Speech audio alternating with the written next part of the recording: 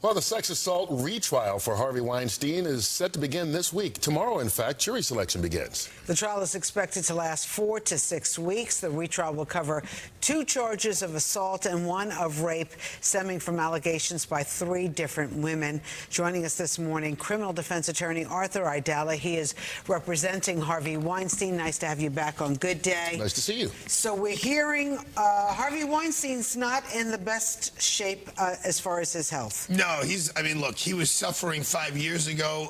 People were wondering 5 years ago when he was walking into the courtroom with a walker, whether it was malingering or putting on an act for the jury. He flipped and rolled his Jeep.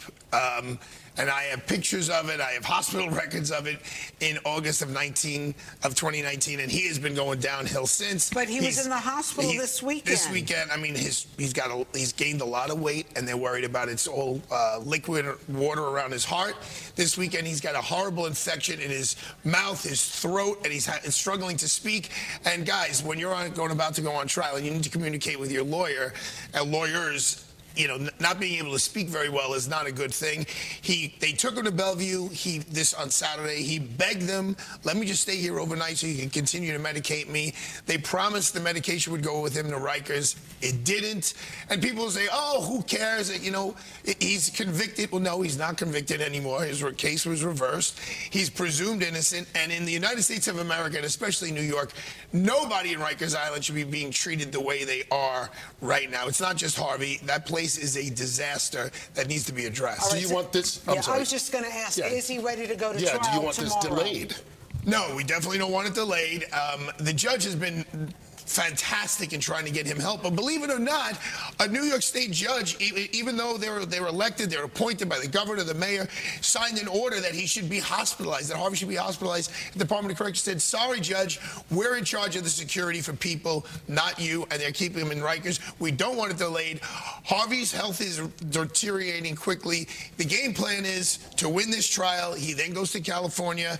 His appeal is almost completed. If he won that appeal, he would at least be able to go home until the California case plays itself out. Okay, so let's clear this up now, aside from the health issues.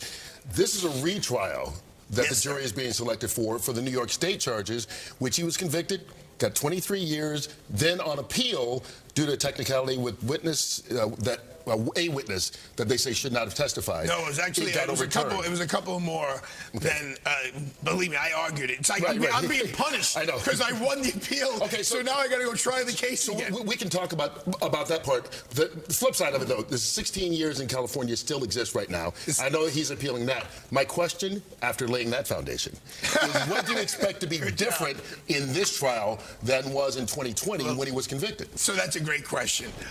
Number one, in 2020, he was charged with 5 things in 2020. He was found not guilty of 3 of them and found guilty of 2 of them. The biggest difference is the world we live in. Back then, guys, it was me too, me too. The jurors were walking through protests. Literally, while we were in the courtroom, they would protest outside that we could hear through the windows. Harvey's a rapist. High fry, Harvey. That's all gone.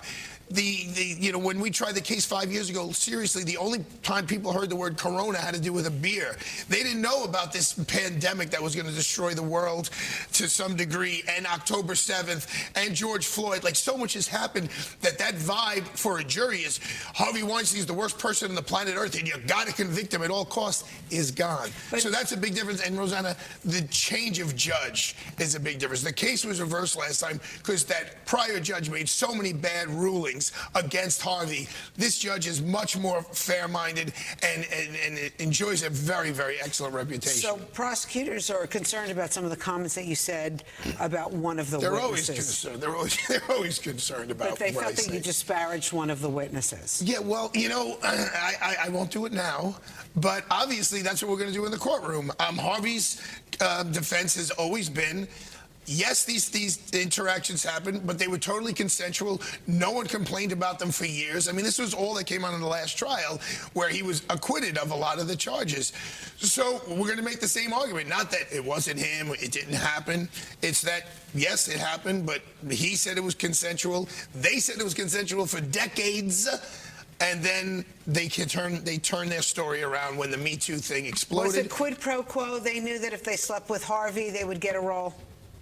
Let's face it. Well, I mean, the casting couch was. The casting couch is not a crime scene. That's my defense. The casting couch is not a crime scene. It's been around forever, and I'm not saying it's right, but I'm just saying that, there are some people who knew that to do that, they would get a role. There were, I think, a lot of people who. And he knew to do that.